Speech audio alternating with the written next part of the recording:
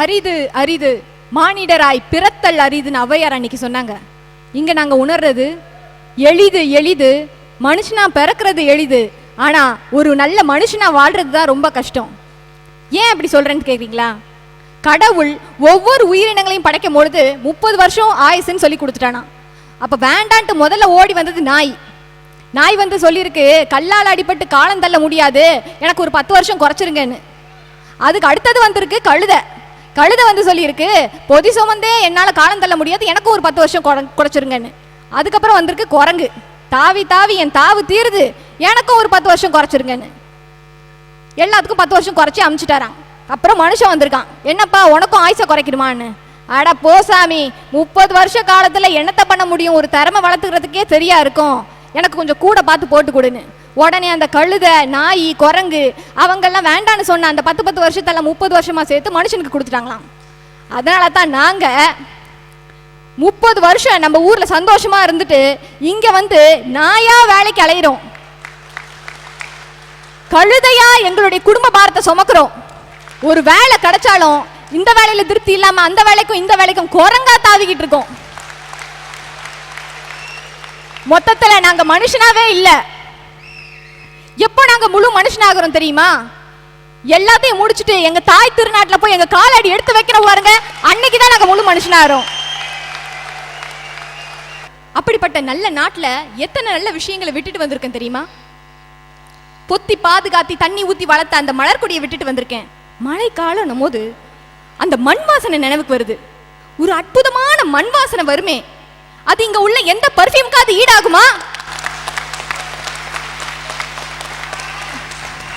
நம்ம நாட்டுல கொண்டாடுற ஒவ்வொரு பண்டிகைக்கும் ஒவ்வொரு உன்னதமான அர்த்தம் இருக்கு. போகி கொண்டாடுவாங்களே, பழச கொளுத்திட்டு புது துணி போட்டுக்கிறது மட்டும் போகி இல்லைங்க. மனசுல உள்ள பகைமை, வெறுப்பு, அழுக்கு இதெல்லாத்தையும் நீக்கிட்டு புது சிந்தனையை புகுத்துறான் பாருங்க, அதுதான் போகி.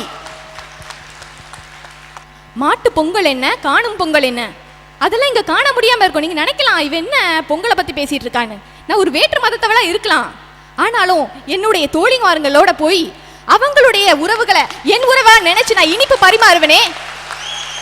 அந்த உன்னதமான விஷயங்கள் இங்க கிடைக்குமா? மாற்று மதத்தை சார்ந்த இந்து மதத்தை சார்ந்த பெண்களாலும் அந்த பெண்கள் என்னுடைய தோழிகள் என்று தோழமை உணர்வோடு சொன்னாயே, இந்த மத நல்லிணக்கம் உடைய உன்னை போன்ற உணர்வு உள்ள பெண் எங்கே போனால் கிடைப்பார்? ஒரு முறை பெர்னாட் ஷா கிட்ட கேட்டிருக்காங்க, நீங்க அடுத்த ஜென்மம்னு ஒன்று எடுத்தனா எந்த நாட்டில் பிறக்கணும்னு ஆசைப்படுறீங்கன்னு. அவர் சொல்லியிருக்காரு, நான் இந்திய மண்ணில் பிறக்கணும்னு ஆசைப்படுறேன்னு. ஏன் தெரியுமா? நம்ம நாட்டு கலாச்சாரம், பாரம்பரியம், பண்பாடுக்காக இந்திய மண்ணில் பிறக்கணும்னு ஆசைப்பட்டாரு. இந்திய நாட்டு கலாச்சாரம் 500 வருஷங்கள் ஆனாலும் சீர்கேடாதுன்னு சொன்னாரு. அப்படி ஒரு வெளிநாட்டவர் நம்ம இந்திய மண்ணில் நம் நாட்டு கலாச்சாரத்துக்காக பிறக்கணும்னு ஆசைப்படுறாரு. ஆனா இந்திய மண்ணில் பிறந்த என்னால அந்த கலாச்சாரத்துல காலூன்ற முடியாம தவிச்சிட்டு இருக்கேன். இது எனக்கு வேதனை இல்லையா? நம்ம நாட்டுல எத்தனையோ அற்புதமான விஷயங்கள்ல ஒண்ணுதான் விருந்தோம்பல். திருவள்ளுவர் சொல்லியிருக்காரு, செல்விருந்தோம்பி வருவிருந்து காத்திருப்பான் நல்விருந்து வானத்தவருக்குன்னு. அந்த விருந்தோம்பல் செய்ய எனக்கும் ஆசைதான். ஆனா இங்க நாங்க எங்க இறைப்பையை நிரப்பவே நேரம் சரியா இருக்கு, அதுக்கு மேல உள்ள இருதயப்பையை மறந்து போயிடுறோம். அந்த அம்மா வந்து நல்ல அருமையா பேசிட்டு இருக்காங்க, நல்ல உணர்வோட பேசிட்டு இருக்காங்க. ஐயா நான் ஒண்ணுமே கேட்கல ஐயா, உன்ன உட்காந்துருயா. நானும் விருந்தோம்பலால பட்ட வேதனையை தான் உணர்வோட சொல்ல வந்திருக்கேன். சொல்லுங்க. விருந்தோம்பல் வைக்கணும்னு எனக்கும் ஆசைதான். இன்னைக்கு விற்கிற விலைவாசியில விருந்தோம்பல் வைக்க முடியாது. அன்னைக்கு 2 ரூபா கொடுத்தா இப்படி போல புளி உருட்டி கொடுத்தான். இப்ப 2 ரூபாய்க்கு புளி காட்டா ஆளை வச்சு அடிக்க வராம்னு. அன்னைக்கு 5 ரூபா கொடுத்தா ஒரு பாட்டில் எண்ணெய் கொடுத்தான். இப்ப 5 ரூபா கொடுத்தா சுண்டுவரல முக்கி தலையில தைச்சுட்டு ஓடி போயிருங்க. ஆனா விருந்தோம்பல் இருக்கா? அவ்வளத்தையும் தாங்கிட்டு நானும் ஒருத்தனுக்கு விருந்து போட்டேன். வந்தவன் 1 மாசம் இருந்தா ஐயா. நான் கேட்டேன், வீட்டுல பொண்டாட்டி புள்ளிய ஞாபகம் வரலையாடா, போலையா அப்படின்னு கேட்டேன். அவனே ஞாபகம் வந்துட்டேன்னா எனக்கு சந்தோஷம் தாங்கல, பயா கிளம்ப போறான்னு. அடுத்தால சொன்னா எல்லாருக்கும் தந்தி கொடுத்து வர வச்சுட்டவனே. அப்படி தொல்லை நிறைஞ்சவன் அவனை தந்தி கொடுத்து அவன் வர வச்சானோ இல்லையோ, தொல்லை கொடுக்கறதுக்குன்னே உன்னை யாரையா இங்க தந்தி கொடுத்து வர வச்சது? பிச்சுமணி உட்கார. பெருமை மிக்க விஷயம் வந்து ஜனநாயகம், தேர்தல் முறை. நமக்கெல்லாம் ஓட்டுரிமை இருக்கு. அந்த ஓட்டுரிமையை அனுபவிக்க முடியலன்னு எத்தனை பேர் கஷ்டப்பட்டிருப்பீங்க? நம்ம ஓட்டை எவனோ போடுறான்னு யோசிச்சிருப்பீங்களா நீங்க? இங்க இருந்துட்டு நீ ஓட்டு போட முடியும்னு வருத்தப்படுற, இந்தியால இருந்துகிட்டே தமிழ்நாட்டில இருந்தே ஓட்டு போடாம இருக்கக்கூடிய அந்த ஜென்மங்களை விட இங்க இருந்து ஓட்டு போட முடியலன்னு வருத்தப்படுற நீங்களா இங்க உயர்ந்து நிக்கிற நிலைமை இங்க எப்படி இருக்கு தெரியுமா? ஒரு குட்டி ஒட்டகம் அம்மா ஒட்டகிட்ட கேட்டிருக்கு, அம்மா நம்ம கால்கள்லாம் ஏன் நீளமா இருக்குன்னு. பாலைவன மணல்ல நடக்கிறதுக்காகன்னு சொல்லியிருக்கு அம்மா. நம்ம கண் இமைகள்லாம் ஏமா பெருசா இருக்குன்னு கேட்டிருக்கு. அதுக்கு அந்த தாய் சொல்லியிருக்கு, பாலைவன மண்ணெல்லாம் நம்ம கண்ணுக்குள்ள போயிடக்கூடாதுன்றதுக்காகன்னு. திமிலியமா நமக்கு கொடுத்துருக்காங்கன்னு. நம்ம தண்ணீரையும் உணவும் தேவையான அளவுக்கு நம்ம சேகரிச்சுக்கிறதுக்காக கொடுத்துருக்காங்கன்னு. அதெல்லாம் சரிம்மா, அப்ப ஏமா நம்ம ஜூக்குள்ள இருக்கோம்னு கேட்டுச்சான். அந்த மாதிரி தாங்க எங்க நிலைமை.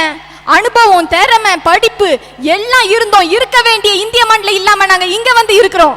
இங்க உள்ளமெல்லாம் அங்க இருக்கு, உடல் மட்டும் இங்க இருக்கு, உள்ளம் அங்க இருக்கு. இந்திய மண்ணை பிரிகிறதே அதிக வேதனை.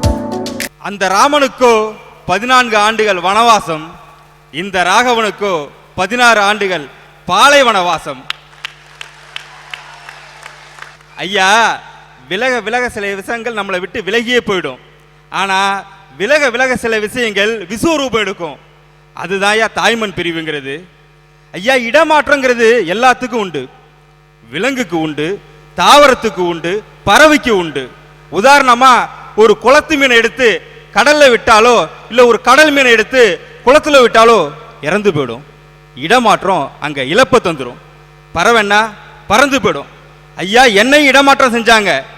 20 வருஷமா ஓடி ஆடி விளையாடி வானம்பாடியா தெரிஞ்சுக்கிட்டு இருந்த என்ன விசாங்கிற ஒன்ன அனுப்பி விமானங்கிற ஒன்னுல ஏத்தி சும்மா 3500 கிலோமீட்டர் தொலைவில் கொண்டு வந்து இறக்கி விட்டுட்டு வாழுடா ராசான்னு சொன்னா எப்படியா வாழுறது? ஐயா, பதியம் போட்ட ஒரு செடியை எடுத்து வேற இடத்துல நடணும்னாலே அதை வேரோட புடுங்கி அதோட அது தாய் மண்ணையும் கொஞ்சம் சேர்த்து வேற இடத்துல நட்டு வைப்பாங்க. ஏன் தெரியுங்களா? அப்பதான் அது வாடாம வாழுங்கிறதுக்காக. ஆனா மனுஷன்னா அந்த தாய் மண்ணை பிரிஞ்சு, அதாவது நான் எப்படியா வளமா வாழ முடியும்? ஐயா, கண்ணை பிரிஞ்சு வாழ்றதும் தாய் மண்ணை பிரிஞ்சு வாழ்றதும் ஒண்ணுதான் ஐயா. ஐயா, நானும் ஒரு போல இப்படிதான் நண்பர்கள் நண்பர்கள் என்று ஜாலியாக இருந்தேன் சார்.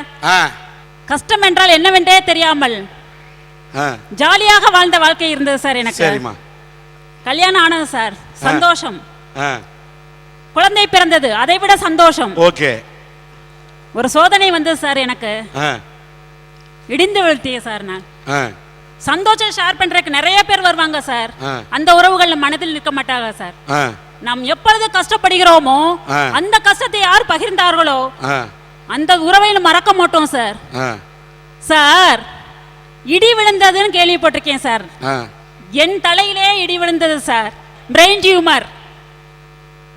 என் மன வாழ்க்கை 2.5 வருடம் தான் சார் நான் வாழ்ந்தேன். குழந்தைக்கு 1 வயசு. சொன்னார்கள் பிரெயின் டியூமர் சர்ஜரி, 95% நீங்க பிழைக்க மாட்டீங்க, 5% அதில் நீங்க மென்டல் ஆகலாம், பெலட்டிக் அட்டாக் வரலாம், பிளைண்ட் ஆகலாம். இந்த ஆப்ஷன்லாம் கொடுத்துட்டாங்க சார். மருமகள் குடம் சொல்லி நான் பிறந்த வீட்டில் கொண்டு விடுற குடும்பம் இருக்கு. என் மாமனார் 1 பைசா கூட மகனை கூப்பிட்டு சொன்னார், மகனே மாமனார் வீட்டில் இருந்து 5 காசு கூட நீ எதிர்பார்க்க கூடாது, உன் பொண்டாட்டிக்கு நீனே பண்ணணும். நாங்கள் என் கணவர் செய்தார் சார். அவ்வளவு அவர் சேர்த்து வச்ச சேமிப்பெல்லாம் எனக்காக கரைச்சார் சார். நல்லா இருக்கிற சார். இன்னைக்கு மாமனார் மாமியாரிடம் கேட்டேன், என்னை எடுத்ததுனால தானே உங்களுக்கு கஷ்டம் வந்துடுச்சுன்னு சொன்னேன் சார். அப்ப என் மாமனார் சொன்னார், அப்படியெல்லாம் பேசக்கூடாதம்மா, நோய் என்பது கேட்டு வருவதில்லை, எப்ப வேண்டுமானாலும் யாருக்கு வேண்டாலும் வரணும், அத நீ வந்து தைரியத்தோட அதை ஃபேஸ் பண்ணணும் அப்படின்னு எனக்கு தைரியம் கொடுத்தாங்க சார். அந்த தைரியத்தை கொடுத்த குடும்பம் இப்ப இங்க இல்ல சார், அங்க இருக்காங்க. நினைச்சு ரொம்ப துக்கப்படுறேன் சார். சரிம்மா. தம்பி கல்யாணத்துக்கு நான் ஊருக்கு போனேன் சார், மாமனார் மாமியாரோட. அவங்களே யார் சார் அங்க? விருந்தாளிகள் தானே சார்.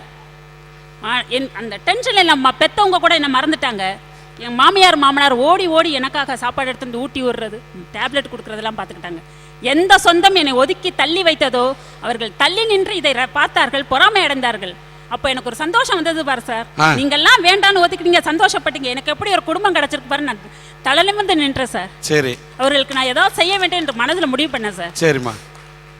டாக்டர் இடத்த கேட்டேன் சார். ஆ. எங்க மாமனார் மாமியார் குழந்தைய ரொம்ப இஷ்டம், ஆ. நிறைய பெத்துக்கணும்னு நினைப்பாங்க. ஆ. ஒரு குழந்தையோட நினைச்சு எனக்கு நான் குழந்தை ட்ரை பண்ணேன். வேண்டாம்மா நீ நிறைய டேப்லெட்லாம் சாப்பிட்ருக்க, குழந்தை பெத்துக்க கூடாதுன்றாங்க. நான் விடல சார். ஆ.